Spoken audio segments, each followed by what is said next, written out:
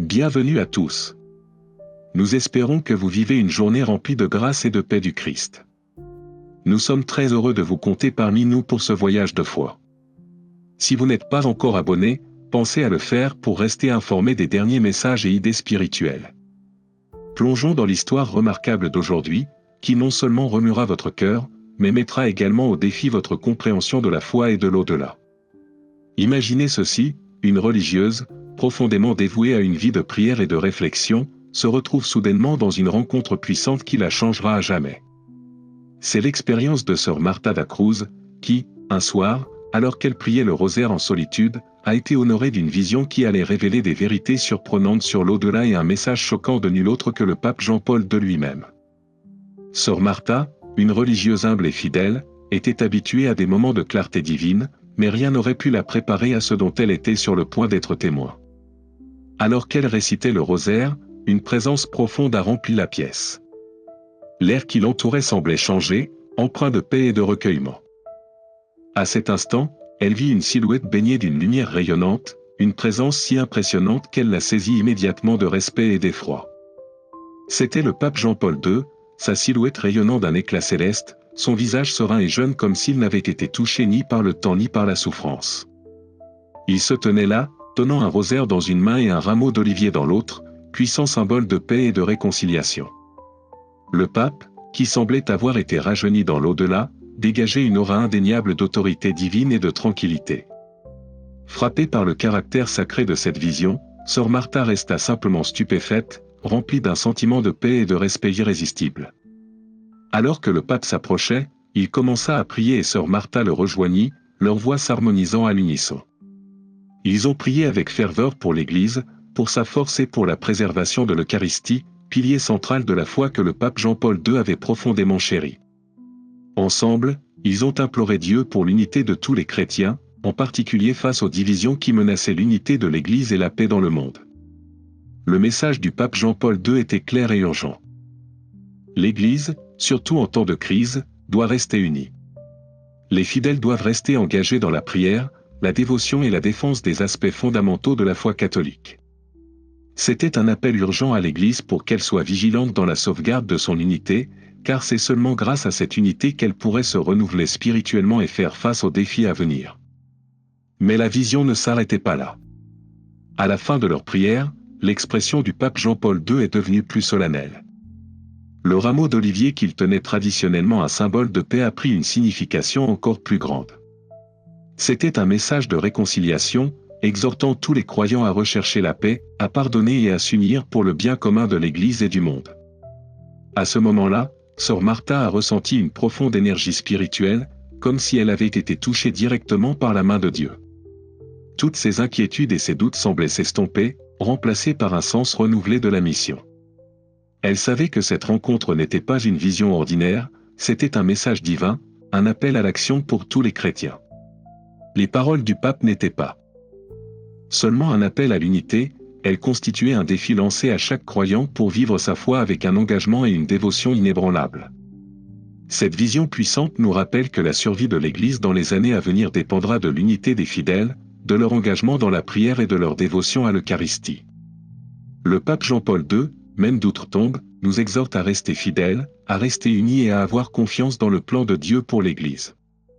La paix symbolisée par le rameau d'olivier n'est pas seulement pour l'au-delà mais pour aujourd'hui, c'est un appel à la paix entre les croyants et un appel à la réconciliation dans un monde divisé. En réfléchissant à cette histoire, rappelons-nous l'importance de l'unité dans l'Église et le pouvoir de la prière. Puissions-nous prendre à cœur le message de paix, de pardon et de dévotion que le pape Jean-Paul II a partagé avec nous à travers la vision de sœur Martha. Puissions-nous également reconnaître que le moment d'agir est maintenant. Vivons avec foi, espérance et amour, en restant fermes dans notre engagement envers le Christ et son Église. Merci de nous rejoindre dans cette exploration de la foi. Nous espérons que la vidéo d'aujourd'hui vous a inspiré à approfondir votre relation avec Dieu et à rester unis dans la prière.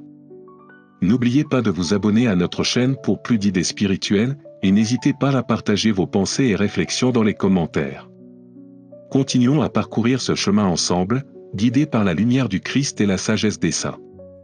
Dans un moment puissant et émouvant, le pape Jean-Paul Ier a lancé un appel divin à l'unité, à la guérison et au renouveau au sein de l'Église.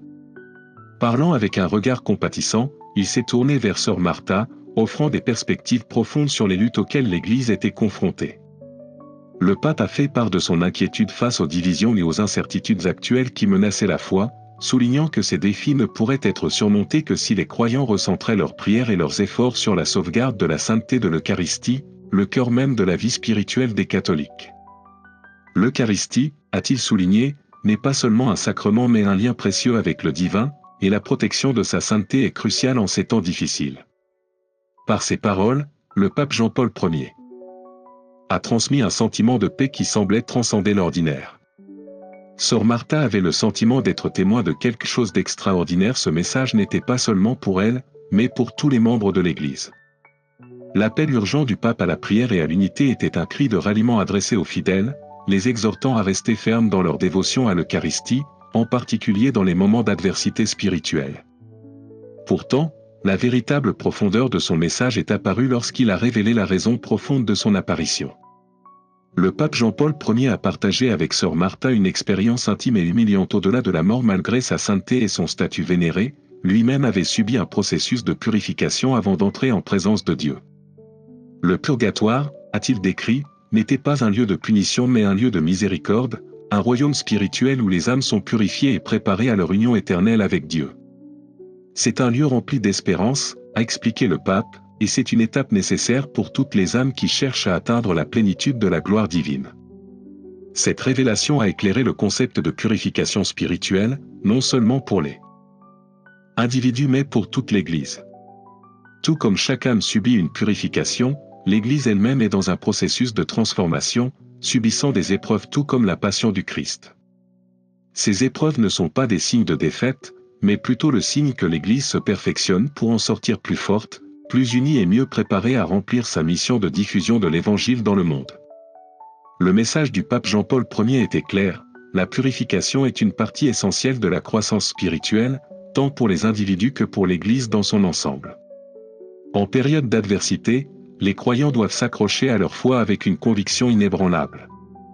Tout comme la passion du Christ a été un chemin vers le salut, les épreuves actuelles de l'Église la préparent à un renouveau futur. À travers ces tribulations, l'Église se perfectionne et se renforce, acquérant la résilience nécessaire pour poursuivre son œuvre sacrée. Le pape a également souligné la nécessité pour les chrétiens de rester attachés aux valeurs fondamentales de vérité, de charité et de justice, en particulier à une époque où le monde s'écarte souvent de ces principes. Cette époque, a-t-il noté, exige un dévouement renouvelé aux enseignements du Christ et une ferme défense de la vérité. Il a rappelé à sœur Martha que chaque croyant a un rôle essentiel à jouer pour vivre ses valeurs et que, par ses prières et ses actions, il peut inspirer les autres à faire de même. Dans ces paroles, le pape Jean-Paul y a mis en lumière le pouvoir de la prière, non seulement comme un devoir, mais aussi comme une source de renouveau spirituel et de résilience. Parmi toutes les formes de prière, il a souligné que le rosaire était un outil particulièrement puissant. Le rosaire, a-t-il dit, peut apporter la paix, la protection et l'unité, surtout dans les moments d'épreuve. Il a exhorté les fidèles à rester dévoués à cette prière, car grâce à elle, ils peuvent trouver réconfort et force dans leur foi, ainsi que la grâce pour affronter les défis qui les attendent. Ce message du pape Jean-Paul n'est pas seulement un rappel de la mission durable de l'Église, mais aussi une invitation pour chaque croyant à participer activement à la purification et au renouveau de l'Église. Par la prière, l'unité et la dévotion inébranlable à l'Eucharistie, nous pouvons surmonter n'importe quelle tempête et émerger comme des instruments de paix, d'espoir et de vérité dans un monde qui a désespérément besoin de guérison. La vision du pape Jean-Paul, partagée avec sœur Martha da Cruz, portait un message profond et intemporel pour toute l'humanité, un message qui transcendait l'individu et atteignait le cœur même de l'Église. Son appel à la prière, à l'unité et à la préservation des valeurs chrétiennes ne s'adressait pas seulement à sœur Martha, mais à tous les croyants qui ont toujours recherché la clarté spirituelle. Tandis que le pape parlait, sœur Martha sentit le poids et la beauté de ses paroles pénétrer profondément son âme, comprenant que ce message n'était pas pour un moment, mais pour toujours. Dans sa vision, le pape Jean-Paul Ier a souligné le pouvoir indispensable de la prière, en particulier du rosaire. Il a expliqué que le rosaire est bien plus qu'un simple rituel, c'est un pont entre les fidèles et le divin, un outil qui rapproche les croyants de Dieu. Dans les moments de sécheresse spirituelle, dans les moments d'incertitude, le rosaire devient une bouée de sauvetage, renforçant le lien avec Dieu et fortifiant le cœur contre les épreuves du monde. Cette prière puissante, a-t-il assuré, non seulement approfondit la relation personnelle entre chaque croyant et Dieu, mais renforce également l'Église entière, créant un lien spirituel qui unit les chrétiens du monde entier. Les paroles du pape ont rappelé qu'à une époque de confusion et de division, le rosaire sert d'encre divine. C'est le phare qui éclaire le chemin de ceux qui se sentent perdus ou isolés dans leur foi. Pour le pape Jean-Paul Ier, le rosaire était une arme clé dans la bataille spirituelle contre les forces qui cherchent à affaiblir l'Église et à diviser ses membres. Il a exhorté sœur Martha et à travers elle, tous les chrétiens à s'engager dans cette pratique, à en faire une partie quotidienne de leur vie et à comprendre que grâce à elle, l'Église elle-même se fortifie. L'appel à l'unité a résonné profondément dans son message.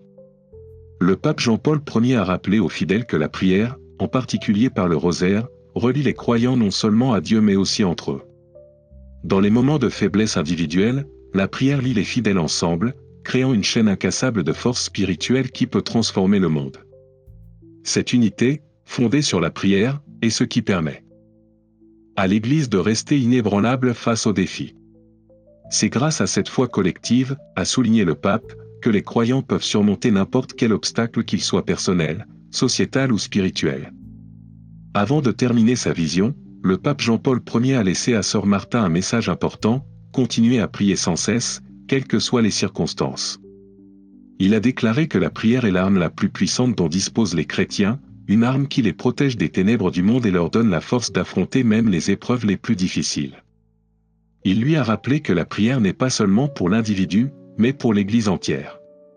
Chaque prière prononcée est un maillon de la chaîne qui maintient les fidèles ensemble, préservant le corps sacré de l'Église et le soutenant dans les inévitables épreuves auxquelles elle est confrontée.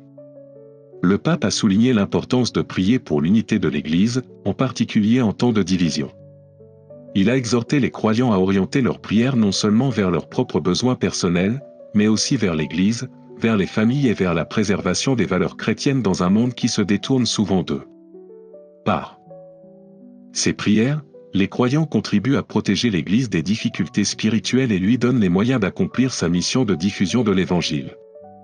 Dans son exhortation finale, le pape Jean-Paul Ier a rappelé aux fidèles que la prière est une source de renouveau, d'espérance et de paix. C'est par la prière persistante que la flamme de la foi reste vivante dans le cœur des croyants, même dans les moments les plus sombres. Plus ils prient, plus ils deviennent forts, capables de relever les défis de la vie avec courage et résilience.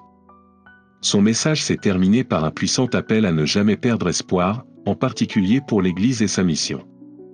Il a encouragé les croyants à s'unir dans la prière quotidienne, à préserver l'héritage de la foi chrétienne et à tenir bon face à l'adversité.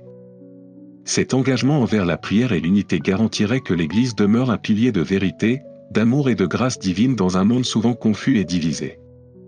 En réfléchissant à la vision du pape Jean-Paul Ier, nous sommes invités à répondre à son appel à la prière, à nous unir dans la dévotion spirituelle et à renforcer l'Église par notre foi. Chaque prière, chaque acte de dévotion contribue à une mission plus vaste qui nous relie tous, transcendant le temps et le lieu, alors que nous nous efforçons ensemble d'atteindre un monde renouvelé dans l'amour de Dieu. Que ce message nous incite à renouveler notre engagement dans la prière, en particulier par le rosaire, et à partager ce message d'espérance et d'unité avec les autres. Ce faisant, non seulement nous transformons notre propre vie, mais nous participons également à une plus grande mission spirituelle qui touche le cœur des autres, construisant ainsi une Église plus forte et plus fidèle pour les générations futures.